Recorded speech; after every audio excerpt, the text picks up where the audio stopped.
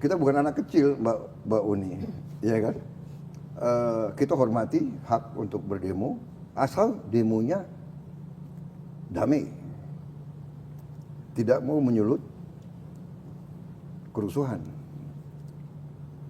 Nah, kalau bakar-bakar ban itu bukan damai.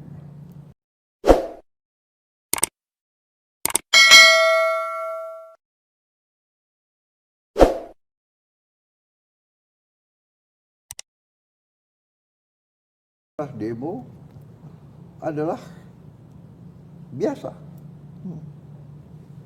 Dalam negara sebesar kita, kan kita sudah sepakat berdemokrasi.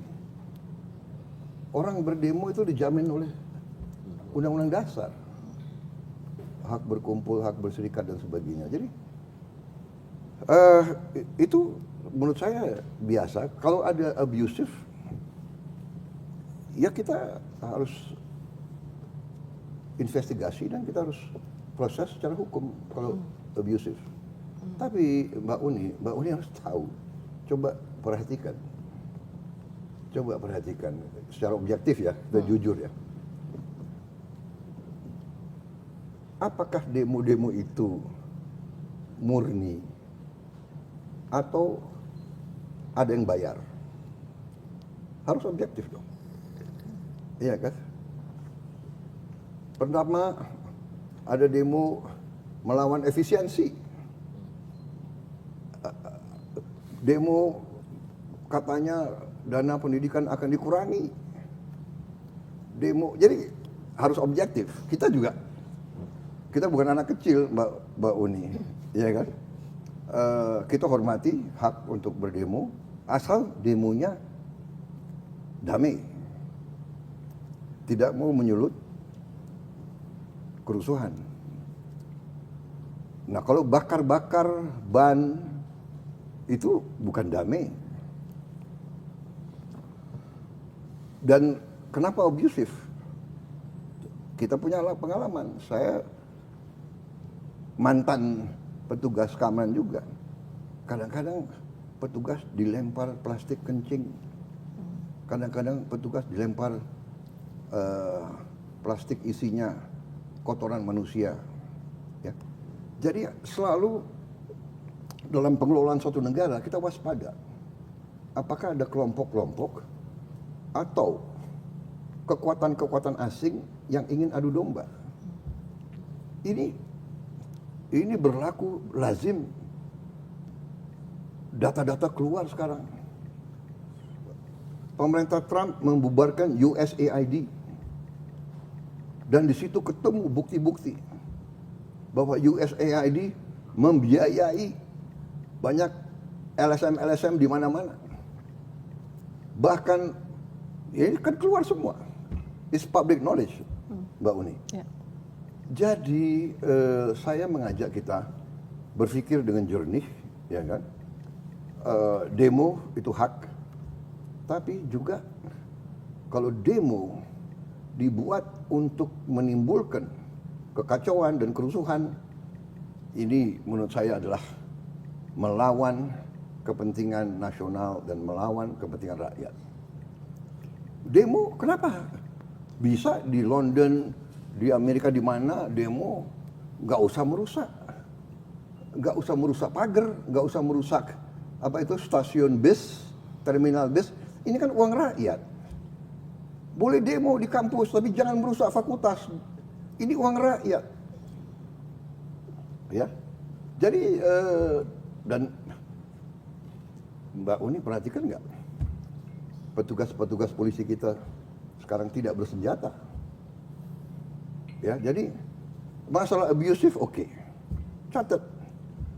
Tapi dalam Mbak Uni sendiri mengatakan berapa ratus demonstrasi, berapa kasus abusive. Ya, jadi saya paham dan saya tahu setiap institusi ada yang tidak beres. Ya, organisasi yang besar, ya kan, pasti ada yang namanya manusia, namanya kadang-kadang anak muda, emosi, panas dan sebagainya. Tapi nggak ada niat dari pemerintah untuk menekan, untuk nggak ada. Untuk apa? Kita mau kerja untuk rakyat. Begitu ya, Mbak Uni. Tentang soal kenapa kok RUU TNI ini begitu dipercepat? RUU TNI dipercepat karena kita mengalami suatu fenomena dalam beberapa tahun itu, ya. Panglima TNI 1 tahun ganti, Kasat 1 tahun ganti, karena usianya habis. Waktu dia untuk kariernya, begitu mau dipakai, usia habis. Di mana kita bisa punya suatu organisasi yang pemimpinnya ganti tiap tahun. Nah, di situ saya sebetulnya mengatakan, saya bilang, ini kalau tidak ini berapa jenderal kita harus kita ganti sekarang. Jadi saya mohon kalau bisa, inti daripada RUU TNI ini sebetulnya hanya memperpanjang usia pensiun beberapa perwira tinggi.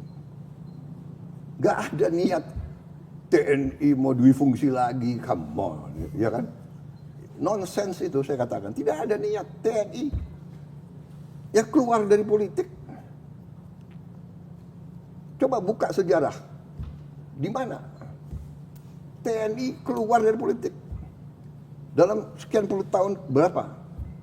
Ya, waktu kejadian disfungsi ABRI itu, ya memang Bung Karno yang ajak ABRI masuk karena kondisi Indonesia diserang, diganggu, PRRI Permesta, DITI, RMS. Akhirnya Presiden waktu itu Bung Karno mengatakan darurat perang. Kita jangan lihat kondisi sekarang, kita lihat kondisi tahun 50-an gitu. Iya kan? Saya masih ingat, saya masih anak kecil. Dari Jakarta mau ke Puncak lewat Bogor, dihentikan di tengah jalan. Di jalan ke Puncak itu DI rambut gondrong di pinggir jalan. Dihentikan. Ya mereka minta makan, minta ini. Jadi kondisi zaman berbeda-beda, ya. Jadi menurut saya undang-undang TNI itu is a non-issue. Tidak ada niat. Semua pejabat tentara yang akan masuk jabatan-jabatan sipil pensiun dini. Hanya ada beberapa lembaga yang memang diizinkan. 14 itu. Intelligence, bencana alam, Basarnas, dari dulu kan ini hanya mengformalkan. Kemudian apa ya katanya kejaksaan, kenapa? Ya kejaksaan ada jaksa apa pidana militer. Kemudian hakim agung, ada hakim agung ya kan? Kamar militer, dan kalau dilihat semua itu ada reasoningnya. Jadi menurut saya is non issue, itu rakyat juga tahu kok bahwa. Tapi transparansi proses pembahasannya juga akan dipersoalkan. Itu yang memicu demo sebetulnya, Pak. Selain konten ya, selain konten yang dikhawatirkan bahwa ini kita mengarah ke militarisme negara, militarisme ada kotor-kotor lagi kayak zaman Orde Baru. Ya sudahlah, ya. Gak ada itu. Ya. Okay. Gak ada militarisme apa, ya kan? Militarisme apa? Kenapa orang nggak ribut kalau Thailand itu kudeta berkali-kali kok? Kenapa nggak? Anda ngerti? Nggak ada itu. Militarisme apa? Jadi, saudara, kalau Anda tanya secara objektif ya, bikin survei, tanya rakyat, lembaga mana yang paling dipercaya oleh rakyat? Jangan elit intelektual di Jakarta yang punya akses, yang ya kan, yang banyak punya pandangan-pandangan tertentu gitu ya. Menurut saya bias gitu loh. Selalu memandang dengan sakwa sangka, dengan curiga gitu. Memang TNI sih Pak, selama ini survei-survei mengatakan TNI. Cuman ada alasannya kenapa TNI itu nomor 1. Karena sejak reformasi TNI itu kembali ke barak. Itu dan kemudian lahir dari rahim rakyat. Jadi image itu yang membuat TNI itu selalu nomor 1 di survei. Nah dikhawatirkan kalau misalnya makin banyak. Mbak Uni, yang bawa kembali ke barak siapa? Saya mau tanya. Reformasi. Yang bawa kembali TNI ke barak itu siapa? Pemimpin TNI sendiri. Ya. Ya. Ya. Oke. Kita sadar waktu itu. Pak Wiranto, Pak Yudhoyono, ya kan? Agus Wiradikusuma, termasuk saya yang dorong. Saya pertama di dalam TNI yang mengatakan civilian supremacy.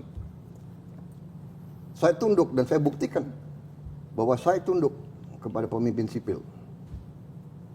Saya diberhentikan oleh Pak Habibie, siap. Pada saya pegang pasukan terbanyak.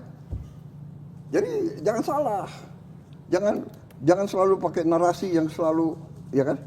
Menurut saya kita objektif, rakyat itu masih percaya sama TNI. Ya. Baik. Karena apa? Tidak hanya itu. Kalau ada bencana alam, siapa yang pertama kali? TNI. Kalau ada ribuan orang mayat waktu di Aceh, siapa yang angkat? Jadi kita harus objektif yang benar.